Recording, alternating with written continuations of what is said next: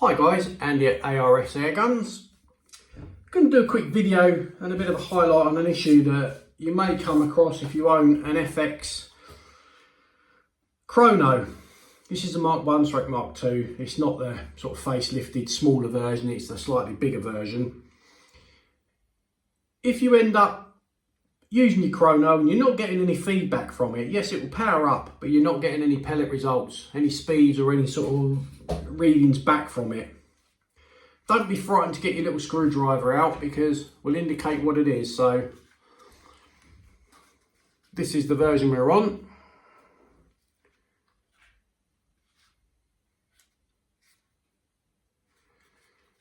In the back here, you'll see 1, 2, 3, 4 screw holes. Phillips headed screws, just spin those out quickly. And we'll show you where the problem is most likely to be if you are having that problem that I've mentioned. Once you've took the screws out, just hold the front and just ease off the plastic cover. Now, inside here, this section here, there's a sponge block on the back, and let's try and get it right so you can see it. This section here with those 3 terminals, there's a small connection block which, if you're unfortunate, will come loose. Now, there's enough room with the front cover on for this to dislodge itself. Now obviously you can't put anything in front of that because it is going to affect your reading, so just make sure that it is pressed in right the way home, and on this connection here that there is no gap, there's no terminals showing sort of in here, there's no silver of the terminal showing between. It's very hard to get it on camera because obviously the cover is in the way. So there we go. Let's take that out. Right. Basically, if you can see those 3 terminals there, chances are this has dislodged itself and it's not giving you a reading. So make sure it is pressed right the way in. And you can see there's no terminals, there's no silver bits like that showing. It needs to be right the way in. I've had it happen with this purely because I knocked it slightly whilst it was on a rifle, and that's what happened. Basically, I lost all readings, had 0 feedback from the chronograph at all. So on investigation, that's exactly what I found to be the problem. Was this had actually come forward, dislodged, and I was not getting a reading. As soon as I pushed it back in to where it should be, nice and snug in its position, put it all back together, put it back on the rifle, I was getting consistent readings and accurate readings that I've always had with it. Over the 4 years I've had it, that is the only issue I've had. And that was my own fault purely because I knocked it. So, but other than that, yeah, you know, I can't rate these enough. Yes, there's a new one on the market if you want a very small compact unit, but personally, I do prefer this bigger one. The later model has got built-in batteries.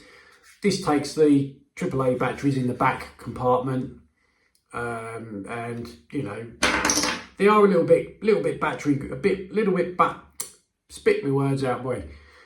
They are a little bit battery thirsty. So if you're sort of doing several consistent runs of long shots with lots of magazines, take a pause throughout it. It's not that the red light on the back for your battery comes on. It's not that the battery's flat. It's just that it's giving you a false reading. Switch it off for a minute.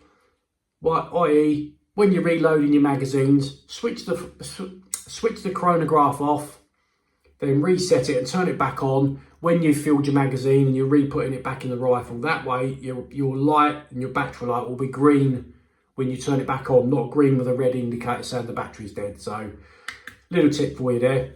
Other than that, yeah, you know, as I say, it's been a fantastic little good gadget, and I do highly rate them for simple, easy to use chronograph. You can't really go wrong.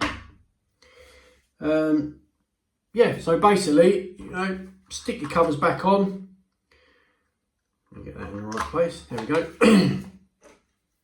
Drop your screws back in.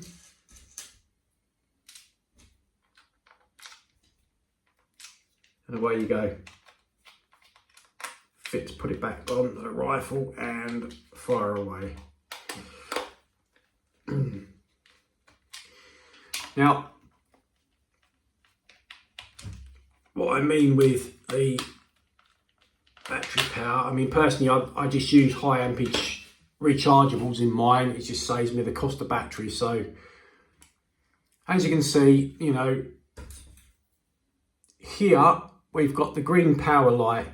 Next to it is another little indicating lens that when it drops to a certain power, you know, it's been on a while, this will start to indicate red.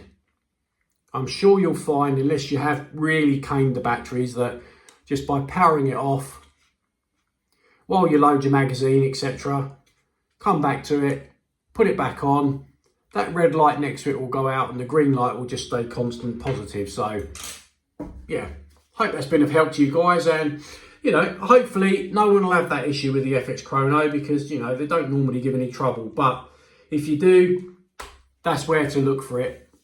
Straightforward, very easy fix. Just make sure you make sure that's clicked in and you should be good to go. Thanks for watching, guys. If you like my videos, by all means, pop on the YouTube, subscribe, and follow us on Facebook, ARS Airguns. Thanks so much, guys. Take care. Be safe.